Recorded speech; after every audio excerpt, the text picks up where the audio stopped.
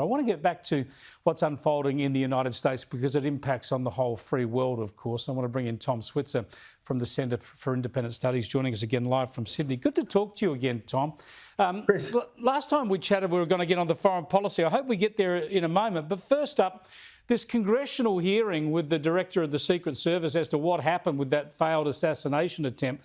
It just seems terrible. Obviously, it was a deplorable failure of security practices on the day, but they're so backward in coming forward with some of the obvious answers and obvious details.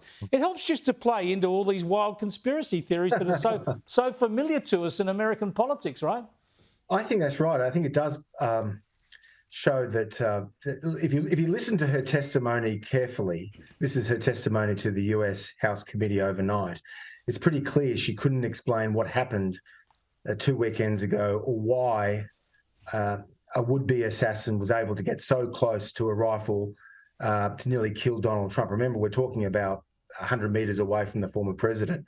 And Cheatle, the Secret Service head, she just deflected questions with a bureaucratic defence.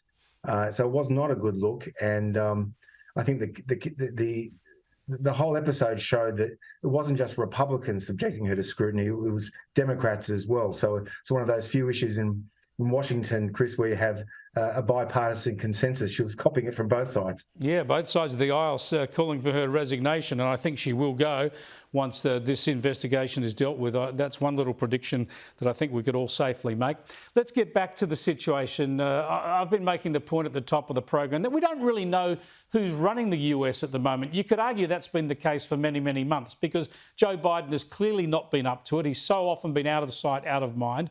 He's again disappeared. We heard him on a phone overnight, but he's not been seen since last Thursday. Kamala Harris now is obviously completely consumed with raising money, getting delegates' votes and campaigning. Is it just the bureaucracy as ever running the show in Washington? Possibly, but he has 6 months to go and he's legally obligated to complete his term. And the Republicans, in some respects, ought to be careful what they wish for, because if they call for him to resign and he does leave before his term's up, guess who's president? It's Kamala Harris.